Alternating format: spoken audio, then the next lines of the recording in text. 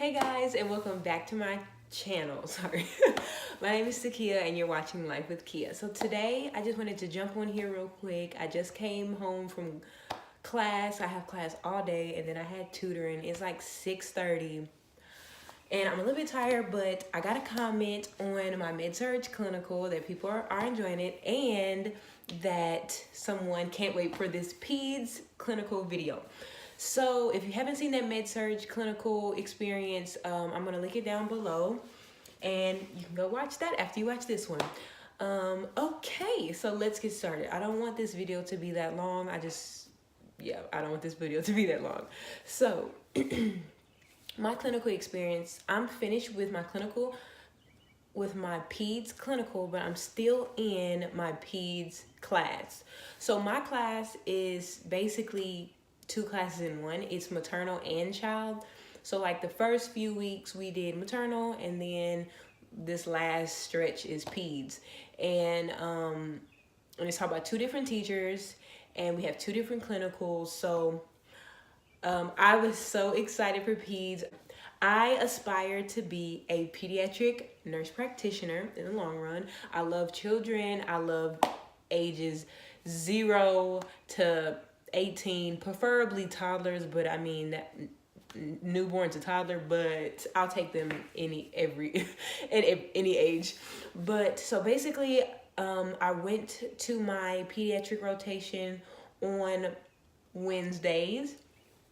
And I love this hospital in my city. I've always wanted to like work in there, be in there, because I've heard such great things about it. So we had to arrive there at 6:30. We had to park, walk across the street, get up on our floor, and get to the conference room by 6:30. And we were only there to 12:45. Our responsibilities consisted of help passing meds, doing assessments, pediatric assessment,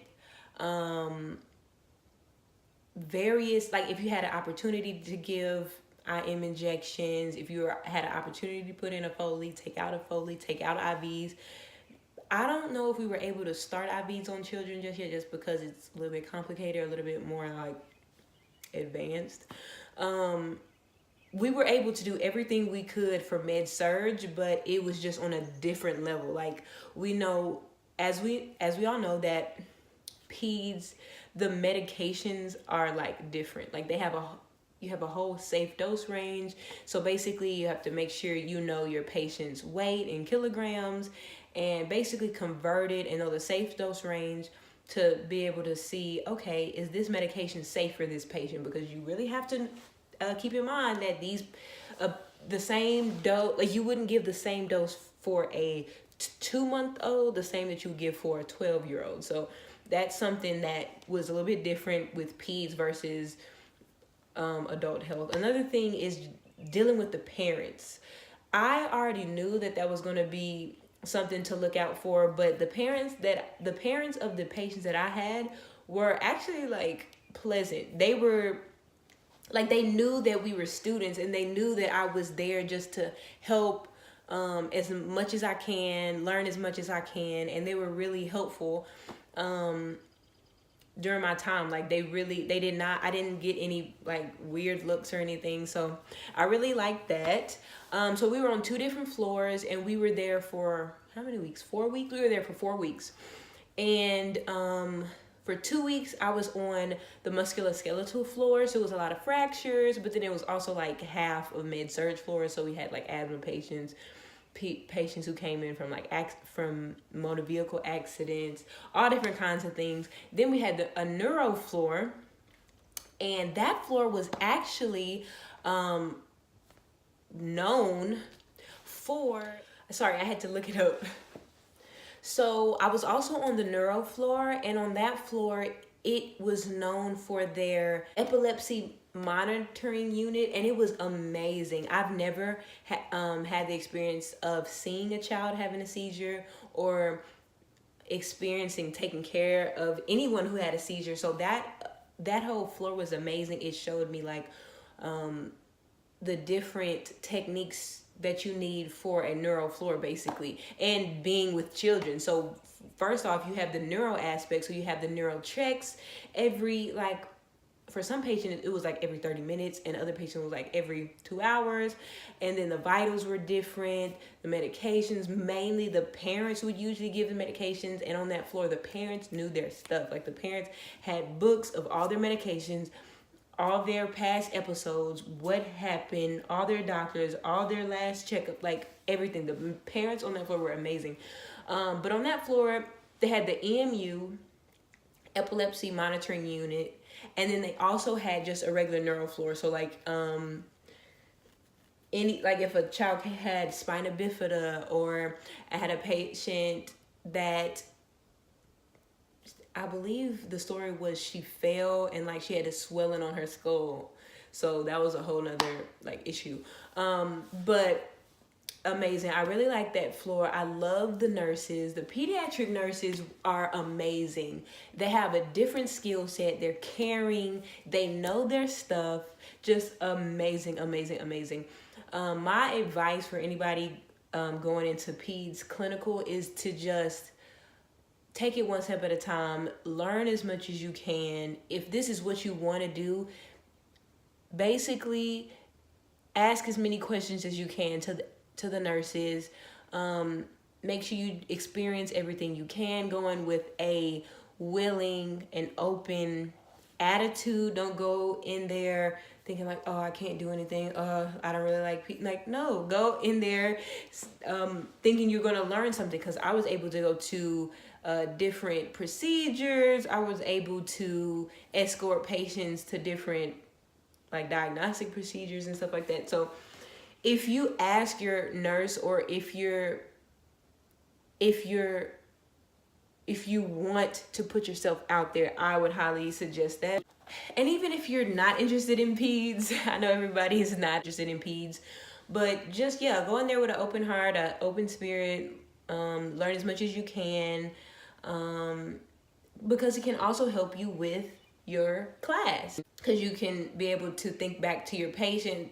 For example, I had a patient that had asthma. You can think back to him and like the different things that you saw, or signs and symptoms. Or basically, it can help you when you go on the test and you forget what medication, with drug is that rescue medication for asthma. Like, you can just think back to your patient. Let me talk about my first experience being on the peds floor. I was super, super excited, super happy, ready to play, because as we know in peds, a lot of the interventions is play or talk to the child. Just sit down and have fun with them, basically. Distract them from their pain or whatever they're going through, because a lot of children, like, they cope through play. They have fun through play. It's like a distraction for them. So I had my first patient. The patient was 2 years old, and so basically a toddler, and they came in for an asthma exacerbation. So the parents both smoked in the house. They had 2 siblings, basically, and when you walked in the room, you could hear audible wheezing. It was so sad. Like, it literally broke my heart. I was just like, oh my God, like, I can hear his wheezing. Walk in the room, me and my clinical instructor and the nurse. The toddler literally just burst out into like just crying. He was just like, I was like, oh my gosh, like, I don't know what to do. And then I'm coming in to get an assessment, mind you, morning vitals, like a head to toe assessment on this 2-year-old, and he's like going hysterical. And so me and my clinical instructor, we try to get the blood pressure, which you can get it on like the foot, the toe, the finger. We get the blood pressure. Mind you, he's wheezing and crying, so it's hard to get the pulse, and it's hard to listen to his respirations or his lung sounds, because he's crying, like screaming, and coughing. It was just so much going on. And so we did that quick. And another tip that I learned is to do things like as quick as you can, like basically, but quick but efficient. because you want to get like the correct numbers, but fast enough so you don't just be upsetting the patient for no reason. So we went out, and then my teacher was like, hey, why don't you try getting him some bubbles? And I was like, okay. So I went to the nurse and I'm like, hey, do you have any bubbles that I can use for my patient? So she was like, yeah. Gave me bubbles, went back to the patient's room, and I was like, hey, do you want some bubbles? And he said, bubbles? And like he ran. You know how two-year-olds, they like run but like waddle. I don't know. And we were blowing bubbles and we were just playing and talking, just amazing. And I got him to take his medicine. I got him, and I was asking him, hey, what are you watching on the TV? Like, oh, I see, Clifford the Big Red Dog, like all kinds of stuff. Like, I don't know, it's just interacting, taking time, and just talking to them on their level. That's another thing. Talk to the patient on their level, basically. Then I had this another patient. He also had asthma. I didn't even realize that. But he was a little bit older. So we could talk about cartoons, and I came in, and his mom had went downstairs for a asthma education class, and he was just in there by himself, and then he pressed the call light. So my nurse asked, hey, can you go in the room and see what's going on? And so I went in there. It was just him, and I was like, hey, did you need anything? And he said, no. I said, well, you pressed the call light. Did you need anything? Or he said, oh, I pressed the call light because I want some toys. And I was just like, you want some toys? I said, okay. And I said, what do you like? And he said, I like racetracks. I said, cars. Okay, let me see what I can do. And then another tip that I suggest, if your floor has a child life specialist or a child life person, so the person who is responsible for going into the patient's room, assessing their developmental status, and basically providing different activities or coloring books or games to play for the child based on their developmental level. So I went to her, and she opened up this closet, and I was like, oh, jackpot. So I got some stickers, I got Play-Doh, and I got a car. And I brought it in. He was like, oh my goodness. And I sat down with him because his mom was gone. I sat down with him, and we like raced cars. And then he told me about his birthday party, and he told me about his cousins. And like, we were just talking. It was so cute. Like, we were just talking, and then his mom came back, and then I left. But all in all, I really enjoyed my peds rotation. I would love to work at that hospital. My end goal is to work in a clinic, but I really love the hospital that I worked at. Amazing. But yeah, that's my peds clinical all wrapped in one. I just wanted to get this video recorded and edited so I can upload it hopefully by Wednesday. But yeah, please, if you have any more questions about my peds clinical experience, please don't hesitate to DM me, comment down below, or you can follow me on my Instagram @_lifewithkia. And I post a lot more about my clinical on there, and about nursing school and everything, motivation and all that kind of stuff. So if you want to follow me there, that would be great. But yeah, thank you for watching my video. I hope this helped a little bit and shined some light on the world of nursing school. So please like this video if you haven't already, and subscribe if you would like more videos. So bye guys.